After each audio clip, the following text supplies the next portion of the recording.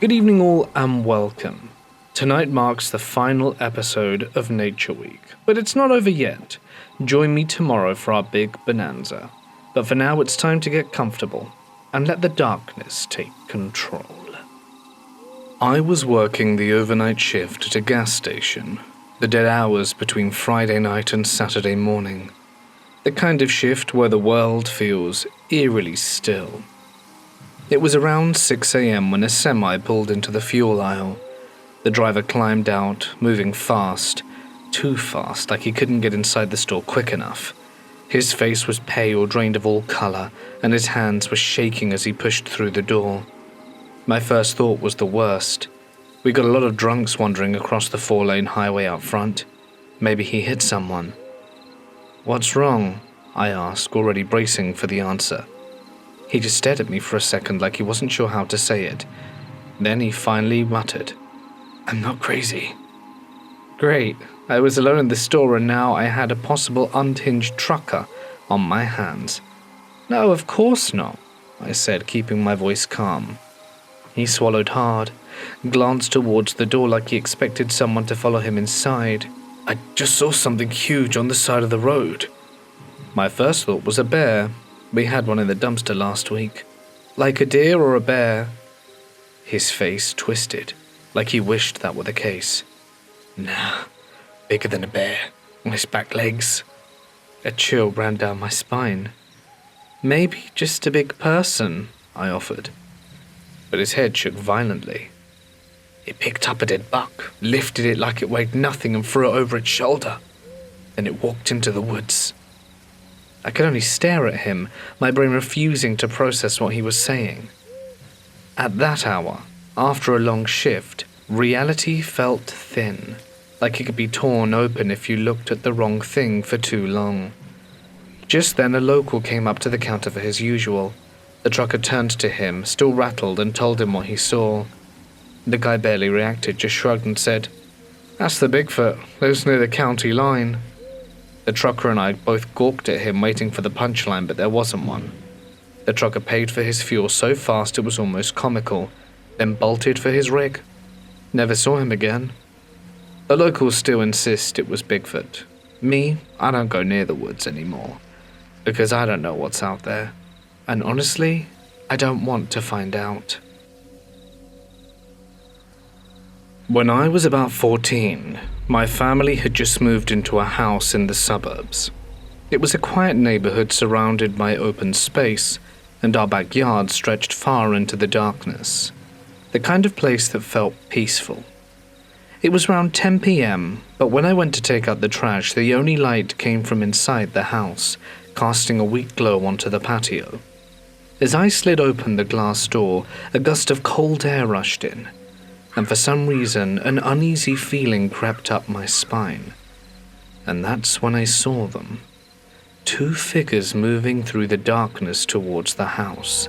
They were completely black, their silhouettes just barely distinguishable from the night itself. They were thin, impossibly slender, almost stretched out, and the way they moved wasn't human. Their gait was unnatural, something between a hop and a lope, almost like kangaroos. But I was in New Jersey, and there were no kangaroos here. At first, they were on all fours gliding soundlessly towards me. But the second I flipped on the porch light, they reacted. Their heads snapped up in a single motion. They rose on 2 legs, and my breath caught in my throat. They weren't just animals. They weren't just people. They were something else. The moment the light hit them, they turned and bolted faster than anything I'd ever seen. I didn't wait to watch them disappear. I spun around and slammed the door shut, locking it with shaking hands, heart pounding in my throat. I don't know what I saw that night. I never saw deer in that neighborhood, and even if I had, deer don't move like that. Deer don't stand up like that.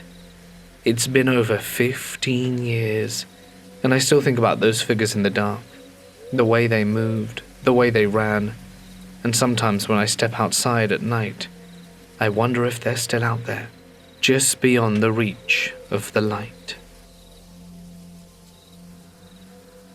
Spring in southern Utah or Colorado, sometime in 1999. I was around 6 years old, traveling with my family near Arches National Park. The day had been long, hours of hiking under the desert sun, our legs sore, our bodies tired. As dusk settled in, we pulled into a lonely gas station off the highway, its flickering lights casting long shadows over the cracked pavement. Beside the building, a few warm picnic tables sat beneath a buzzing fluorescent light. Dinner was simple: bread, sliced meat and chips, what my father jokingly called the 7-Eleven special. My parents sat in the car, heads together over a map, trying to chart the next stretch of our trip. My brother, sister and I stayed at the picnic table, picking at the last of our food, when a boy appeared.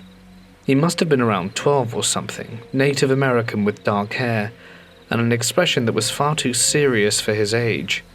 None of us had seen him approach. One moment we were alone, and the next he was standing there. He greeted us and asked if he could sit. My sister, always the most social, invited him to join us. He didn't introduce himself or ask our names. Instead, after a short pause, he leaned in slightly and asked, "Have you heard of skinwalkers?" The word sent a chill through me. I was too young to know why, but my brother and sister stiffened. The boy explained in a hushed voice, "They look like people, but they aren't. They change shapes, become animals or old men, and if you let them get too close, they will eat you." His tone was flat and matter-of-fact, not like someone trying to tell a campfire story, but like someone issuing a warning. I swallowed hard.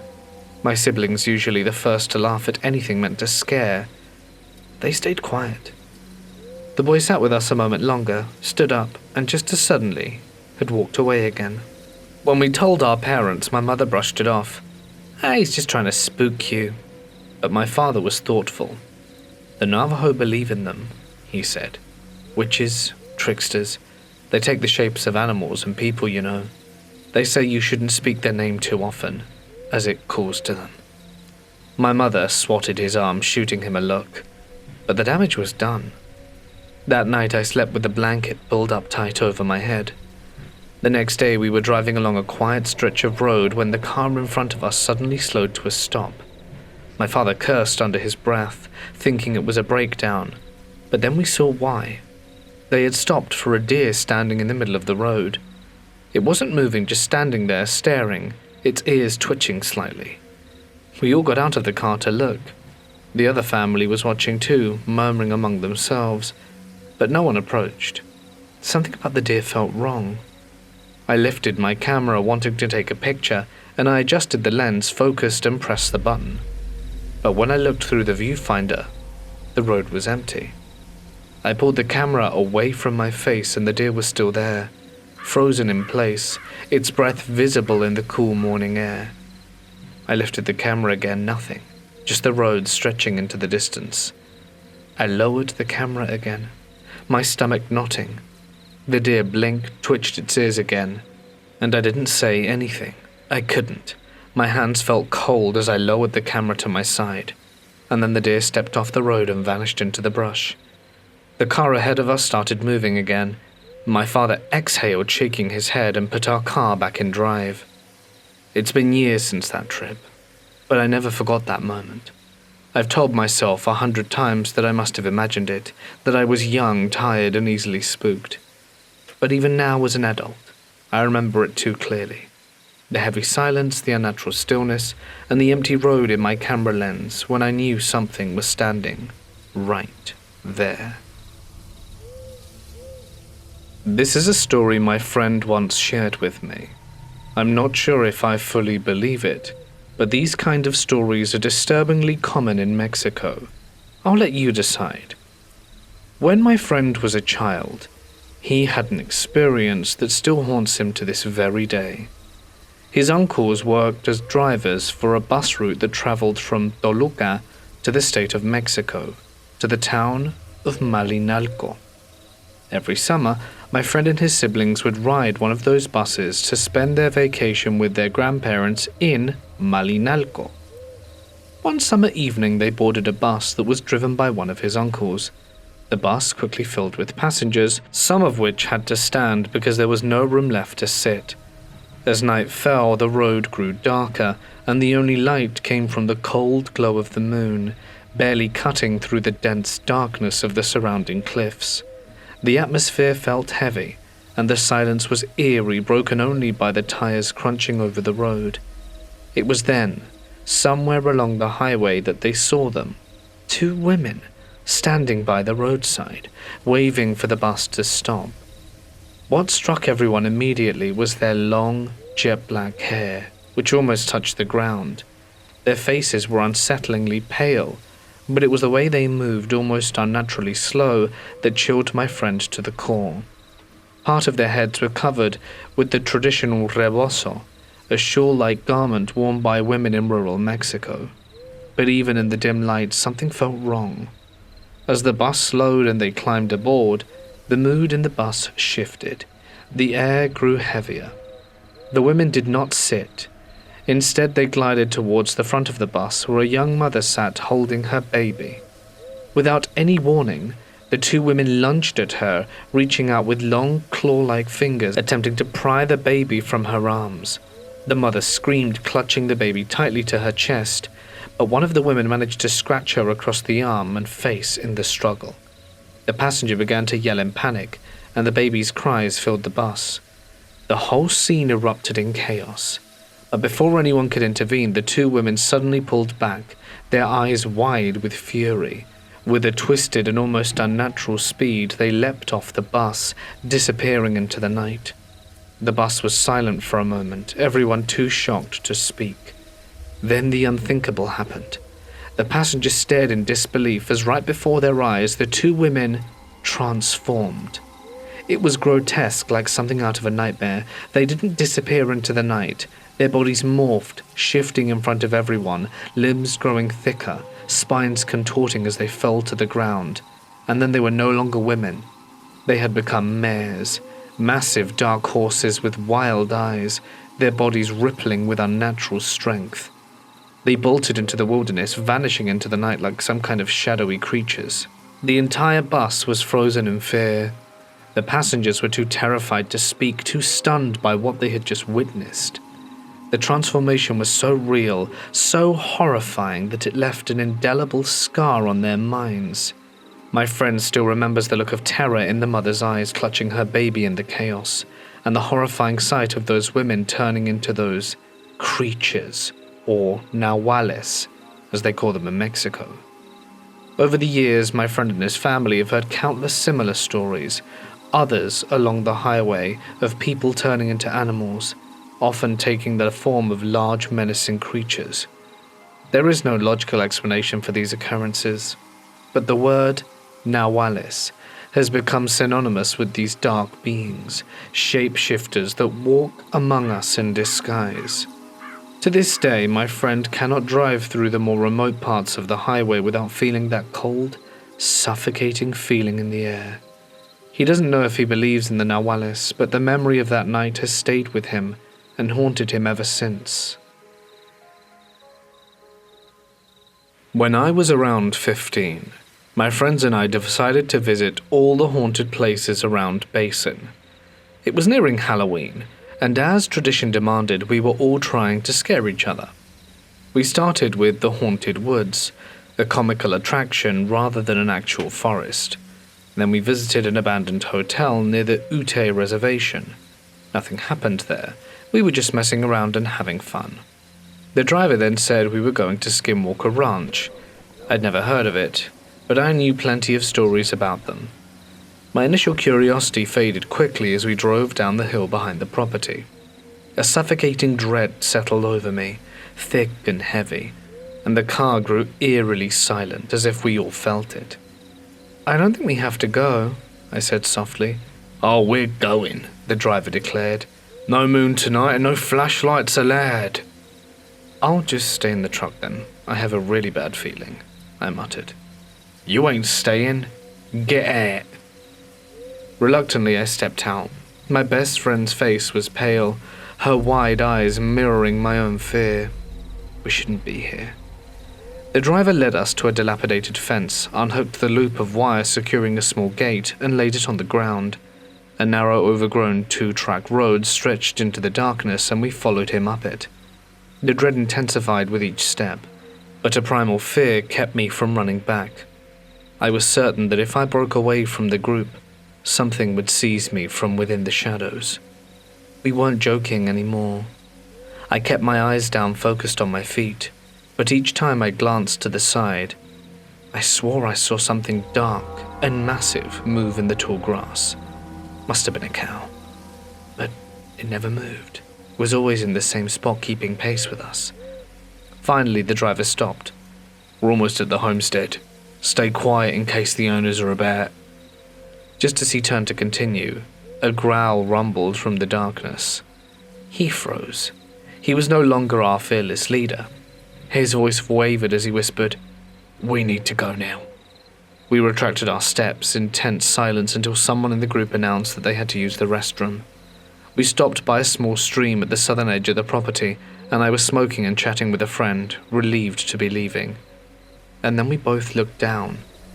A dark figure was emerging from the water, not a cow, not a coyote, but a grotesquely tall and unnaturally thin man. We screamed, pure terror gripping us as we bolted back to the road. The rest of the group, sensing our panic, followed, but no one stopped running until we reached the truck. That should have been the end of it, but it wasn't. Months later, the fear had dulled, and I convinced myself that the dark shapes had been cows and that the dark rushing water must have played a trick on my eyes. Well, one evening my best friend and I were parked near my house, smoking and chatting. The town park was visible in the distance, illuminated by scattered streetlights. "Oh look, a deer," my friend said suddenly. I spotted a pair of glowing eyes at the far end of the park. "Yep, I see it." The deer moved closer, but something was wrong. I couldn't make out any features. It always stayed just beyond the reach of the lights. Then it reached the park's massive metal jungle gym and stood up. The eyes we had been watching now aligned with the platform, 10 feet high, and it walked on 2 legs. That's what was so utterly disturbing. Those thin-ass deer legs holding the body perfectly. The angles, the shape, the gait, it was all just wrong, and panic set in. That's not a deer. We watched in horror as the impossibly tall creature crossed the park. Then my friend and I, against all reason, locked the doors and drove toward it. Just before we reached the park, the thing crossed the street and disappeared into the neighborhood. More months passed, but the unease lingered. Then one night at my friend's house, deep in farmland surrounded by empty pastures, I swear we saw it again. We had just finished a movie and stepped onto her porch to smoke before I left. Mid-sentence, she suddenly stopped talking, eyes widening in terror, and I turned to see 2 glowing red eyes beyond the fence hovering in the darkness. "The hell is that?" "I don't know," she barely breathed. For 30 agonizing seconds, the eyes remained fixed on us. Then they blinked and turned left, vanishing. We bolted inside and didn't leave for another 45 minutes. If my car hadn't already been running, I wouldn't have left at all. Years later, I recounted my experiences to a Ute tribal member that I worked with, and her response still haunts me. "It's not what's on the ranch that you should be afraid of. It's what follows you when you leave." I'm convinced that something attached itself to us that night at Skinwalker Ranch. It never wanted us there, and it made sure we never went back. And I, for one, never will. There is a particular stretch of road on the outskirts of my hometown, a connection between the highway and another main road. Locals believe it's haunted. Accidents are unnervingly common here, and almost all occurring between 2 and 4 a.m. The first time I heard about it, when tragedy struck, was my uncle's close friend. He, his 8-year-old son, and 3 other relatives were traveling along that road at around 3 a.m. when their car inexplicably turned over. The driver and my uncle's friend sustained minor injuries, but the boy fell into a coma for a week. Though he recovered, he still suffers from debilitating headaches and sudden blackouts. The other 2 passengers were not so fortunate. They perished on the spot. Later, the driver recounted that he had seen a shadowy figure standing in the middle of the road. As he swerved to avoid it, the air around them turned foggy, and in an instant they lost control. I've heard other eerie accounts from people who have traveled this road. Many describe seeing figures standing motionless in the middle of the lane. Fortunately, most escaped without harm, but their experiences left them shaken. A family friend had a chillingly different encounter. Riding his bike past 2 a.m., he noticed what appeared to be a massive pig in the middle of the road. Swerving to avoid it, he crashed a few feet ahead, and as he turned to look back, the creature was still there, standing under the dim streetlight staring at him. His large eyes bore into him and filled with something almost human. Time seemed to freeze until his senses returned, and he fled without a second glance. The most recent incident happened just a month ago. A friend of mine was driving home with her parents at around 3:30 a.m. when, without warning, a figure darted onto the road. She slammed on the brakes, tires screeching as the acrid smell of burnt rubber filled the air. Her father immediately got out to check, but there was nothing. No person, no footprints, nothing. And yet he had seen to it. Stepping out to inspect the tires, my friend was suddenly overcome by an eerie sensation. It felt as if something was watching them, an unseen presence looming nearby. Though logic told her to leave, an inexplicable force kept her rooted to the spot. She and her father stood there locked in a trance, staring into the darkness ahead. Then her mother, still in the back seat, screamed at them to return to the car. That broke the spell. She grabbed her father and rushed back into the car. When they finally reached home, her mother revealed something even more unsettling. Though she hadn't seen anyone on the road, she had glimpsed a pair of eyes watching them from the bushes behind the car, and she was certain they weren't alone. I've never experienced anything on that road, perhaps because I have never dared to travel it between 2 and 4 a.m. I don't know if it's something sinister that lurks there, just a trick of the mind or bad luck. But even my mother's co-worker had a terrifying accident on that stretch of road, and they swore that they had seen something they can't quite explain blocking their path. Thankfully, an alternative route is now available, and most people avoid the haunted road. But still, accidents continue to occur, even though the road has no sharp turns or treacherous curves. Perhaps there is something that haunts those woods after all. A couple of years back, I went camping with my best friend and cousin and my dog up in Kenai, Alaska. We had 2 big 4-seat ATVs.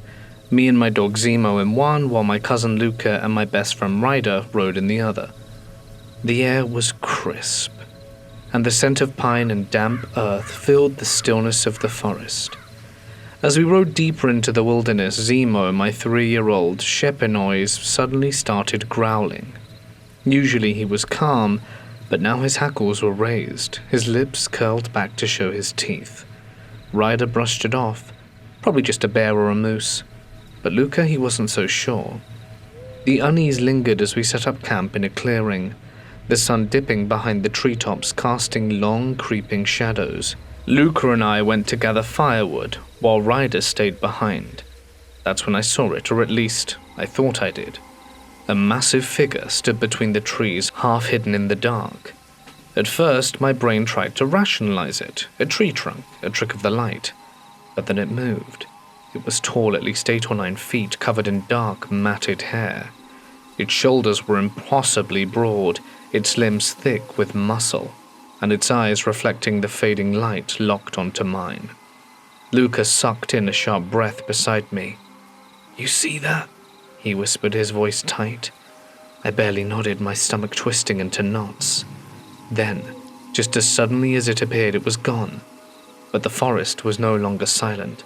Twigs snapped in the underbrush, the sound of heavy footsteps circling our camp, low grunts rumbling from below the tree line. Zemo stayed rigid, his growl never stopping. We decided right then and there we weren't investigating, we weren't even talking about it. For the next 2 nights, the noises continued, shuffling, heavy breathing, the occasional distant wail that didn't belong to any animal we knew. We stayed close to the fire, rifles within reach and barely sleeping. Every so often I'd catch a glimpse of something between the trees just for a second, watching, waiting. On the 3rd morning we'd had enough. Hunting wasn't worth whatever was out there lurking just beyond our sight. We packed up at first light and rode out fast, my hands gripping the ATV so tight my knuckles ached. I don't know what we saw. I don't want to know. But I do know one thing. We were never alone in those woods, and whatever was out there didn't want us there. About 8 years ago, deep in southeast Louisiana, my son and I were driving down a lonely back highway at 10 p.m. The road was empty, except for one other car heading towards us. As we rounded a curve to the right, I dimmed my headlights to avoid blinding another driver. And that's when I saw it. It stood on the shoulder of the road just beyond the reach of my headlights, at least 8 feet tall. Its body was rail-thin but sinewy, like stretched leather over tightly wound cords of muscle. The thing was watching the oncoming car with an unsettling stillness, and as the vehicle passed, it turned its head towards us. That's when it moved. Its body shifted into a runner's stance, knees bending, arms tensing like a predator about to prance. My grip tightened on the wheel, my stomach twisting in knots. The creature's fur was filthy, matted white like an animal that had rolled in mud and was never washed. Its ears flattened back against its skull, reminding me of an angry cat. And its mouth. God, its mouth was gaping wide, revealing jagged, needle-like teeth that gleamed under the faint glow of my headlights. Its eyes burnt an unnatural yellow and locked onto us like we were prey. I couldn't make out much of its lower half, but my son swore later that its legs were all wrong. Its knees bent backwards, like a dog's. A deep, primal fear crawled up my spine at the thought. We flew past it, my foot pressing harder on the gas than I intended. I couldn't stop staring in the rearview mirror, half expecting to see it chase us, but the road behind me remained empty. I don't know what we saw that night. I jokingly called it a werepanther, but the fur color and sheer wrongness of it. It matched too many old stories about the rougarou. And the worst part? We saw it less than 10 miles from our home. It makes me wonder how many times it had been closer, watching. I spent a few nights camping deep in the backcountry of Olympic National Park in Washington. No roads, no people, just endless miles of towering trees, thick underbrush, and an eerie, almost oppressive silence. It was perfect for photography, or at least that's what I told myself. I found a spot near a creek, set up my tent, and settled in. The first night was uneventful, just cold as hell, minus 26 degrees, and my sleeping bag wasn't cutting it. I spent most of the night curled up, shivering and listening to the soft rustling of leaves and the occasional hoot of an owl. Nothing out of the ordinary. The second night, though, everything changed. At some point after sundown, the woods just stopped. No wind, no insects, no distant calls of wildlife. Just an unnatural, suffocating silence. If you've ever been deep in the forest when the world suddenly goes mute, you know how wrong it feels, like the entire forest it's holding its breath, waiting. Then came the first sound, a thud, slow and heavy. 2 legs, not a deer, not a bear, but something that walked with intent. The steps were measured, circling my tent, crunching through the underbrush just beyond the thin layer of fabric separating me from the night. My breath hitched. I shut off my lantern and just listened, gripping my flashlight in one hand, my pistol in the other. Then came the breathing right outside my tent. Deep, raspy, almost human but wrong, too thick, too wet, like something struggling to suck in air through a throat not meant to breathe. I stayed frozen, heart pounding so hard I swore it would give me away. Every instinct screamed at me to look, to see what was there, but something deeper. Another part of me, something primal, knew not to move. I don't know how long I sat there barely breathing. Eventually, the footsteps drifted away, swallowed by the trees, and I stayed awake until the first light of dawn bled through the canopy. When I finally stepped out, I saw footprints. Massive. Far too large for any person and spaced out in a way that suggested something tall and unnatural. My gut twisted, but I convinced myself I was being paranoid. Wind could have distorted the prints, maybe it was a bear walking funny, maybe I imagined the breathing. So I stayed. And that night I regretted it. The moment the sun dipped below the horizon, the footsteps returned, but closer and heavier this time. They're knocking. A deep, resonant thud, like a massive branch slamming into a tree, then another and another. The air shifted, and then came the smell. Putrid, wet fur, rotting meat, something dank and animalistic. It coated my tongue, it made my eyes water. I gagged, hand over my mouth, swallowing down the urge to be sick. The feeling that I wasn't alone was unbearable now. Something was out there, and I wasn't going to wait to see it. I grabbed my keys, unzipped my tent as quietly as I could and bolted for my truck. The second I slammed the door and turned the key, a howl ripped through the trees. Not a wolf, not a coyote. This was deep, guttural and angry. It vibrated through my chest, a sound so unnatural my entire body went rigid with terror. I floored it, speeding down that dark, winding trail without looking back. I didn't stop, and didn't breathe easy until I was miles away, in a cheap hotel room staring at the walls, replaying everything over and over in my head. I don't care what anyone says. I know what I heard and I know what I felt.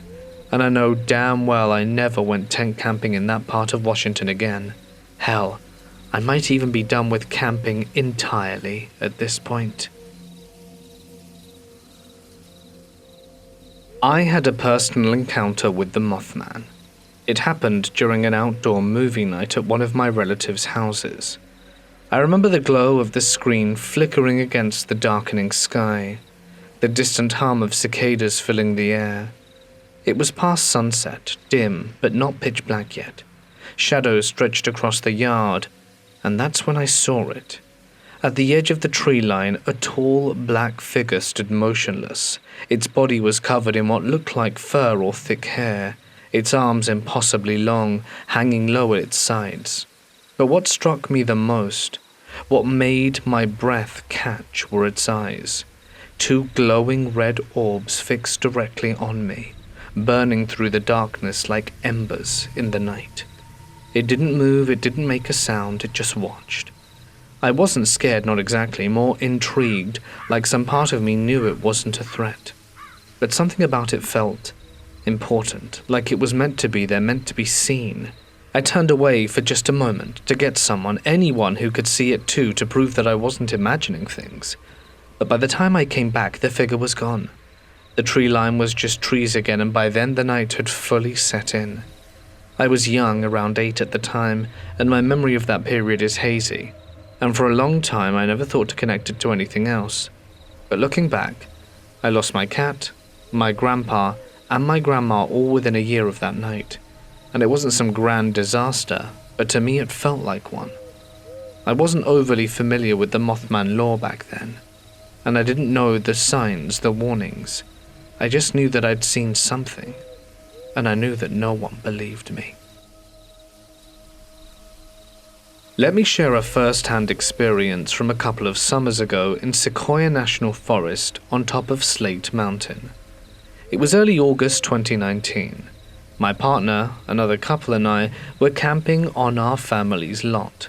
Just the 4 of us, no one else on the mountain that day. It was pitch dark that night. We only had one small potbelly stove for warmth since the area had been hit hard by the pier fire a few years earlier. We didn't want to risk starting another, especially so far out with no cell service. So, there we were, just hanging out chatting at around 10 to 10:30. My 2 dogs were curled up at my feet, tucked under a sleeping bag because they loved to snuggle in. Suddenly, both dogs sat up, their backs turned towards me like they were on guard, sniffing the air. They didn't whine or growl like they had when a bear had shown up at the camp another time, so I wasn't immediately worried, but something was off. At the same time, the conversation stopped and the silence hit. Then we heard something strange. Bipedal footsteps moving quickly, climbing straight up the steep slope of the mountain. Now this spot right by our tent and in the trees was one we'd avoided earlier in the day because the ground was covered with fallen leaves, making the already slippery forest floor even more treacherous. The slope itself? It was super steep, definitely not something you'd want to hike up fast, especially at night. The sound was unmistakable. It wasn't an animal. It was clearly the sound of footsteps, and only 2 legs. None of us could shake the eerie feeling, and we got a little freaked out. We decided to run the generator for a few minutes, hoping the noises would scare anything off. Now, I'm not one to get easily spooked. I've been camping since I was a kid, and I've always felt pretty comfortable in the wild. Sure, I've had some close calls with bears trying to sneak into cars, or the occasional mountain lion on a hike. But this was different. There was something about that night that just didn't sit right with any of us. You see, Slate Mountain borders the Tall River Indian Reservation, and the tribe's mascot is the Mayak Tatach, aka Bigfoot the Hairy Man. There have been stories of him being spotted by people there over the years, and there's a huge carving of him at the tribal center. I'm native, though not from the Tall River Yakuts. I'm Medewakanton, from Minnesota, but I've lived in California my whole life. These days, I live along the Tall River, but I don't go down there at night, nor do I give the water spirits my name. I also don't whistle at night. But after that night, honestly, I can't completely rule out the possibility that what we heard could have been Mayak Tatach. Something about it feels like he might have been watching us. What do you think? I still don't know what I saw, but whatever it wasn't human. It's one of those memories that sticks with you, crawling under your skin and never quite letting go. This happened when I was around 14, in the woods of western North Carolina, about 30 to 40 minutes outside of Cherokee. It was late in the day. The sun was starting to dip below the horizon, casting everything in a dim amber light. I had been riding my four-wheeler for hours, enjoying the wind in my face and the hum of the engine beneath me. But as the light faded, I started to head back towards the house. I didn't think much of it at first, but then the four-wheeler just stopped. No sputtering, no warning, it just cut off dead in the water. I twisted the throttle, pressed the starter and tried again, but nothing. The woods around me suddenly went eerily silent. No crickets, no rustling leaves, nothing. It was the kind of silence that presses on your chest like the air itself is holding its breath, awaiting for something. I glanced over my shoulder, my gut twisting. And there it was, just beyond the reach of the fading light. I can only describe it as a figure.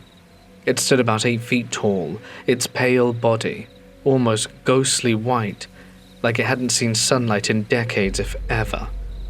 The thing was naked, but its skin wasn't the pale, soft flesh you'd expect. It was almost sickly pale, in a way that made you want to look away, like it was something wrong and unnatural. But that wasn't the worst part. Its body was all wrong.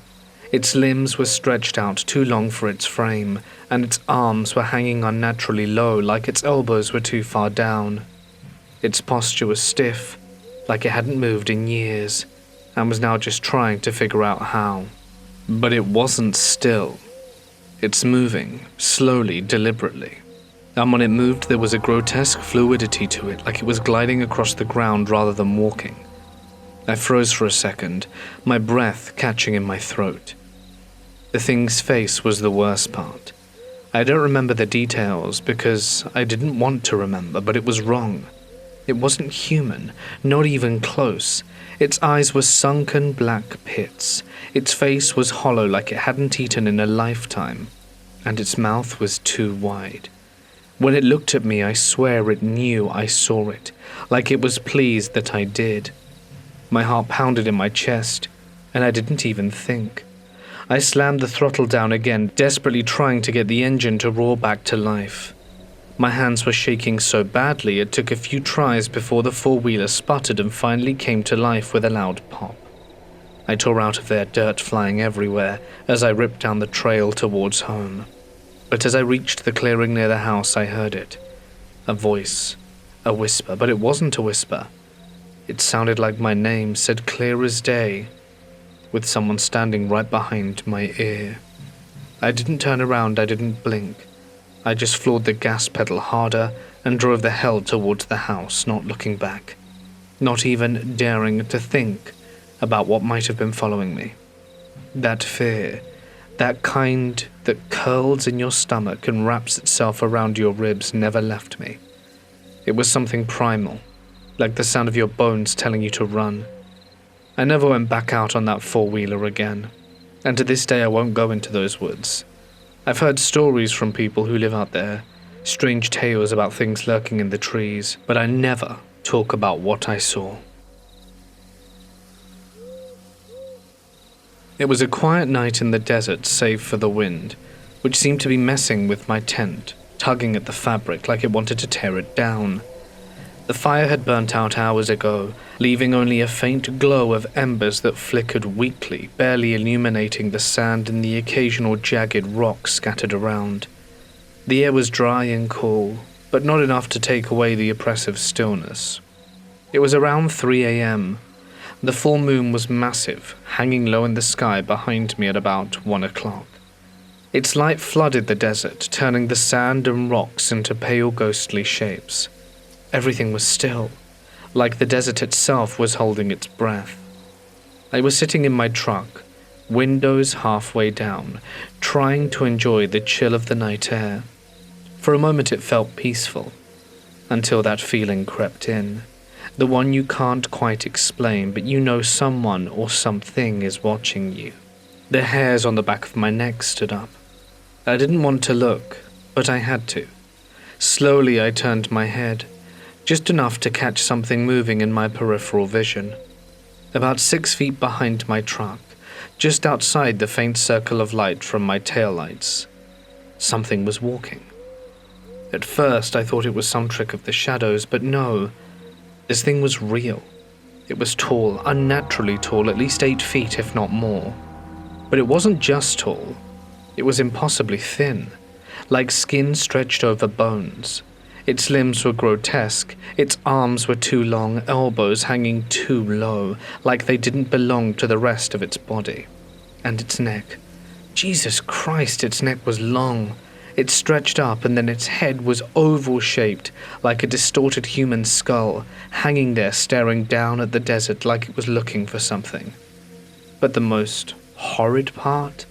Hanging from its lower face, a thick, grotesque, tube-like beard, or what looked like one, swinging from its jaw. It was long, maybe 4 feet, and swayed with an eerie, unnatural rhythm as it moved. I couldn't see its hands or feet, and thank God for that. But the way it walked, it didn't move like something solid.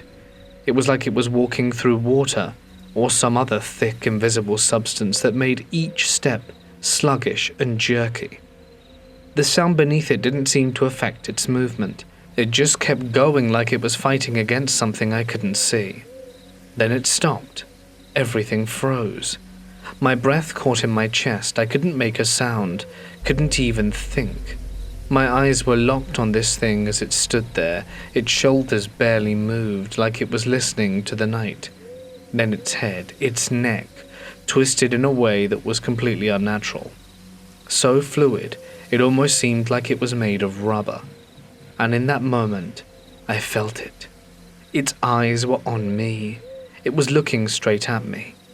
I couldn't even blink. I felt paralyzed. It was like time slowed down, stretching out the moment into infinity. It stared at me, its head tilted slightly, as if trying to figure out if I was real, or if I was just another mirage in the desert. I could feel the tension in my chest, and I didn't dare move. Then after what felt like an eternity, it slowly turned its head back forwards, as if deciding I wasn't worth its time. Its movements were slow and deliberate, and unnervingly so. And just like that, it kept walking, gliding through the desert like a nightmare you can't wake up from. I sat there in silence, my heart hammering in my chest, the air thick with terror. I don't know why I didn't drive off immediately. Maybe it was shock. Maybe I thought I was still dreaming. But then the real horror hit me. The thing was starved. Its limbs were so thin, its face so gaunt. I don't know how, but it looked hungry. That thought lodged itself in my brain like a splinter. What if it was starving? What if it was hungry? That's when I snapped. I turned the key in the ignition and slammed my foot down on the gas pedal harder than I ever had before. The truck lurched forward, the tires kicking up dust as I tore up the dirt road. My camping gear flew around in the back, slamming into the cab, but I didn't care. I didn't even look back. I just drove, fast, heart racing, and praying I wouldn't see those long, thin limbs in the rearview mirror. I don't know why, but months later, I went back. Maybe I thought I'd imagined the whole thing, and that I'd been too high or too tired to see it clearly. But when I got there, everything looked normal. The same empty desert, nothing out of place, no strange tracks, and no evidence of anything other than the harsh, endless sand. But then it happened again. In the middle of the day. A brand new truck, too clean for those back roads, drove by, blacked out windows, sleek and too perfect for the rough terrain. I watched it pass, wondering what kind of rich arse would drive out here. But that was just the beginning. Later, as I packed up and started driving out, I noticed more trucks. And they weren't just driving by, they were following me. At first it was subtle, just a few vehicles passing, but then it became aggressive. They were tailing me, speeding up, cutting across corners in a way that made it clear they didn't want me stopping. They weren't trying to pass, they were trying to push me out. My palms were sweating, heart pounding in my chest as I tried to keep my speed up. But something in my gut told me they weren't just regular people. They were waiting for something.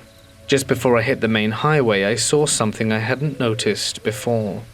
A dirt road hidden off to the side, stretching out into the horizon. Far in the distance, something large was there. Something like an operation or a compound set way out in the middle of nowhere, far from civilization. But I didn't stop. I didn't even slow down. I floored it, pushing the truck to its limits, not daring to look back. The last thing I saw in my rear view was one of those blacked-out trucks right on my tail, its headlights blinding me like they were making sure I didn't turn around and ensuring I never returned. And I haven't been back since. At the end of July, my girl and I went camping with her family in the mountains near Eagar, Arizona. 12 years ago, some friends and I had an experience that still haunts me. With an entity we couldn't quite understand, but had our suspicions. A full-blooded Apache friend of mine agreed with our suspicions, but refused to go into details. It's important to mention because we were camping in Apache territory, and the previous experience left me with an unsettling memory. An echo of that still lingers. My girl has appetite issues, and she smokes to help her eat. Since we couldn't do that around her family, we drove down the mountain a little way to a scenic overlook. The road was paved, marked with signs, and there were ranches at the foot of the mountain, remote but not completely isolated. We parked in the small lot to the right of the deep woods, stretched into darkness. To the left, a scattering of trees and shrubs, the road winding further down the mountain, giving us a clear line of sight. We were in the truck, and after the first bowl I started to feel it. The hairs on the back of my neck stood up, and an electric chill ran down my spine. Something wasn't right. I heard what I thought were footsteps in the tall grass and brush to the left of us, but I dismissed it as animals. As the sounds continued, I realized they were a steady bipedal cadence. At this point my girl was high, finishing her second bowl. So I kept quiet. I didn't want to freak her out. And then I saw it. A dark humanoid shape coming up the hill in front of us. My heart skipped several beats. My past experience flashing through my mind, and I froze. My hand hovered near the ignition key as panic began to swell in my chest. That's when my girl paused mid-hit and said, "I hear footsteps on the pavement." I hesitated, but I heard them too. 2 sets of footsteps. One was in the brush, and the other on the pavement, both coming closer. The second set, the one on the pavement, was coming from the right, directly out the woods and into the parking lot at us. It was 10 p.m., and there was no one else around for miles. Without saying a word, I turned the key, slammed the truck into reverse, and floored it harder than I ever had in my life. The tires screeched as we tore out of there, leaving the parking lot in a cloud of dust. The worst part wasn't the panic, though. It was the realization of what we were heading back to. Our campsite. We were going back to our tent in the woods to spend 2 more nights there. There are no predators like that in those mountains. Black bears don't stay bipedal for long, and they don't move like that. If it had been humans, they were beyond sketchy. The way they moved, stealthy like they were stalking us, it felt like a hunting tactic. If they weren't animals and they weren't human, well, my brain didn't want to consider what else they could have been.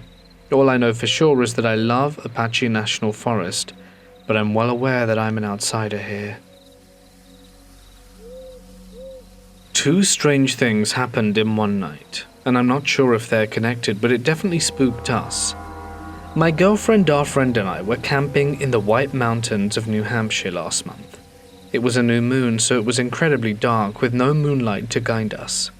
I went to drop off our trash at the front of the campground. On my way back, something caught my eye near the back of an empty campsite. It looked white or grey. At first I thought it was maybe someone collecting kindling, but then it didn't move. I figured it must have been a birch tree in an odd spot, so I made a mental note to check it out in the morning. Later that night I got up to pee, and that's when things got even stranger. I noticed glowing coals scattered around our tent and further into the woods, as if someone had taken the coals from a fire and spread them around the area. My girlfriend also got up around the same time, and she saw the glowing coals too. The next morning we spoke about them, and I told them about the strange figure I'd seen in the empty campsite. We went over to check it out, and when we looked there was no birch tree, just dark bark. I couldn't explain it. Weeks later we were discussing regional cryptids, so we decided to look up any strange happenings in Coos County. That's when we stumbled upon the Wood Devil, a tall, pale figure that is said to lurk in the woods up there. If you're curious, look it up. It'll give you chills. As a little extra detail, our campsite was only 15 to 20 minutes away from the Betty and Barney Hill Incident Market in Lincoln, New Hampshire, which, if you're familiar with paranormal stories, you've probably heard of. Every few years, the church my family attends organizes a youth activity where we hike a long distance, usually around 20 miles over the span of a few days. The whole thing is set up like a pioneer trek, so we're dressed in old-timey clothes, pulling handcarts loaded with all our gear. The summer heat always made it more exhausting than it should have been. The first night was rough. We were all wiped out trying to adjust to the constant walking and the weight of the carts. By the second night we'd gotten used to the rhythm of it all, and by bedtime my friends and I weren't exactly tired. We had set up camp with tents placed on top of a loud plastic tarp, which crinkled and shifted every time someone moved. The night air was warm, and the sky was clear, so my friend and I decided to sneak out of the tent and stargaze. We were just lying there on the ground, trying to count shooting stars, when we started hearing the sound of hooves. A few of the leaders had horses, and they were nearby, so we thought it was them circling around. As we talked, the sound of the hooves faded into the background, and we shifted positions to get a better view of the stars. That's when I saw it. Out of the corner of my eye, about 15 feet away, there was another tent. But something didn't feel right. A shadow dug down quickly like it was trying to hide, but it was too fast for me to catch any details. I froze, my heart pounding, and without saying anything I glanced over at my friend and she saw it too. "Did you see that?" she whispered, her voice tense with uncertainty. We fell silent, just listening to the night, trying to figure out what she had seen. The quiet was deafening. Then we both heard it, the unmistakable sound of something large moving around us, circling like it was hunting. We scrambled up, grabbing our blankets, and bolted for the safety of our tent. Our tent was set up high enough to keep us out of the damp, but whatever it was still out there, moving swiftly and deliberately. We made it back in a frantic rush, locking the flap behind us as quickly as we could. My heart was racing, my breath shallow with panic, but the worst part was hearing the thing outside circling us again. Then it stopped. We heard it pause right outside our tent, just lingering there in the dark. It was so still, so quiet, but we could feel it. We could sense it waiting. I don't know how long we sat there holding our breath, but eventually exhaustion overcame us and we passed out, still too afraid to move. When we woke up the next morning, we didn't speak a word about what had happened and tried to brush it off, pretending it was just our imagination. But the others didn't believe us. They thought it was just one of the leaders or maybe another youth messing with us. But we knew what we saw, and we knew what it did. Whatever it was not human. It had huge arms, longer than they should have been, like they were stretched out of proportion. And its head was the most bizarre thing I'd ever seen. It was football-shaped, and the way it moved and the way it walked. We never saw it fully, but the feeling of the presence never left us, and I swear every time I closed my eyes, I can still feel it circling the camp, just waiting for us to step outside. Even now when I think about it, I don't know what it wanted, or if it was just toying with us, but whatever it was, it watched us the entire time, and I'm not sure if it ever left. When Miguel was just a child, his mother left him in the care of his grandmother as she worked in another city. He spent his summers alone in his grandmother's house, a massive, eerie place with towering ceilings and long, echoing corridors. One night around the age of 10, he found himself home alone once again, the hours slipping by unnoticed as the sun disappeared beyond the hills. By 9 p.m. the house had plunged into darkness, the kind of oppressive blackness that swallows sound and distorts reality. Miguel was sitting in the TV room, absorbed in a show, when he heard something. It was faint at first, like crinkling paper or rustling plastic, but it was unmistakable. He thought it was one of the cats scratching at something, maybe a cement bag or the pile of building materials near the front door.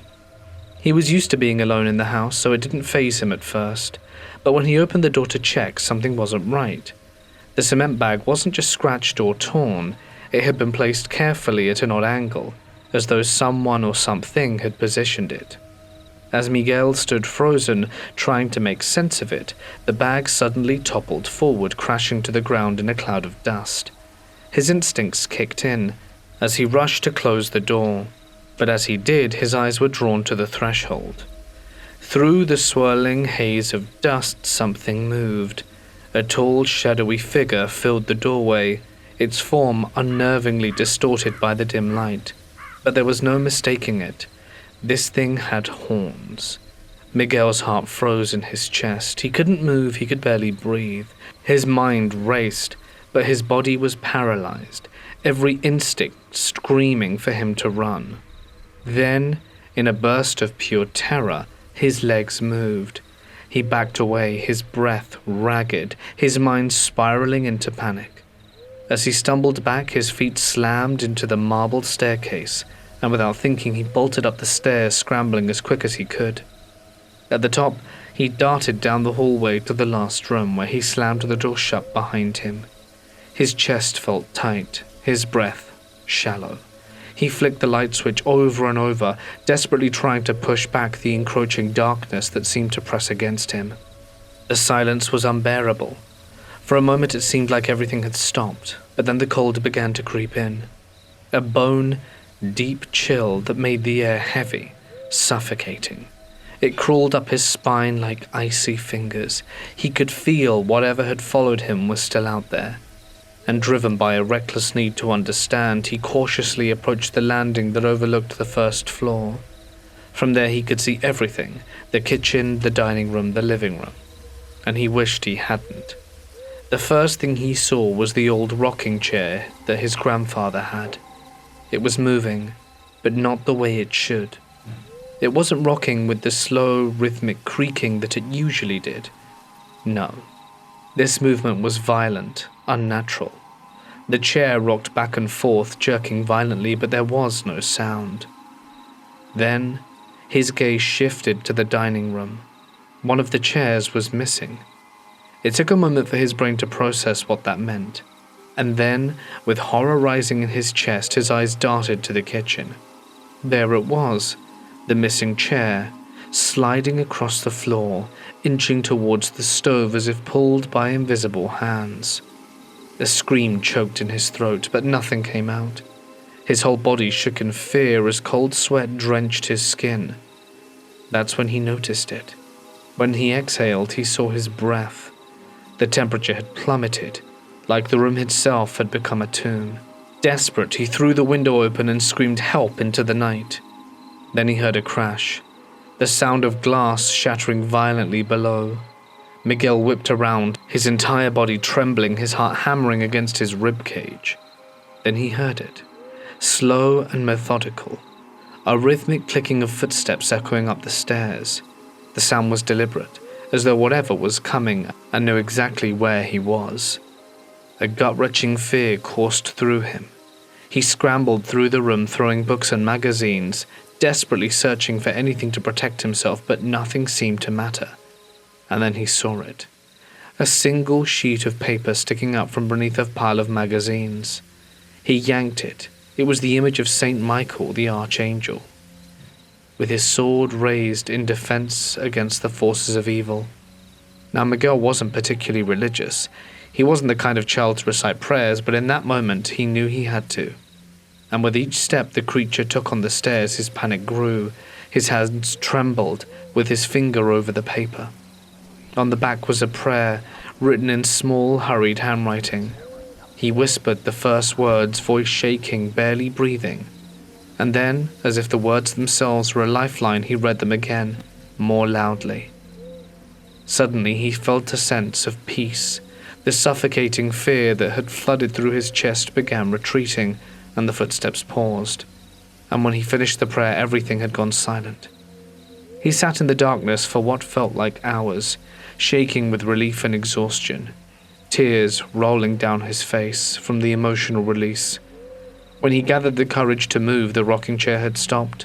The missing chair was back at the table, and the broken plate still lay in pieces on the floor. But there was no sign of the creature. When his grandmother arrived an hour later, he told her everything. She didn't question him, she didn't need to. She simply wrapped his arms around him, and they never spoke of that night again.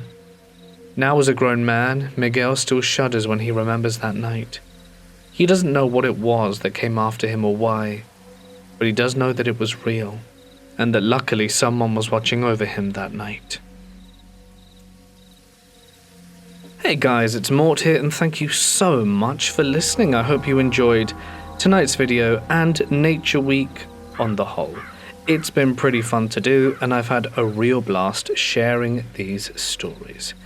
I'll be back tomorrow with a big bonanza, and we'll be back to our regular programming come Tuesday. Huge thank you as always to my tremendous support from the members and patrons of this community, whose names can be seen on screen. If you'd like some extra perks, you can find out what those are by following the links in the description. But that's it from me. Stay awesome. More links on screen now, and I'll see you in the next one. Good night.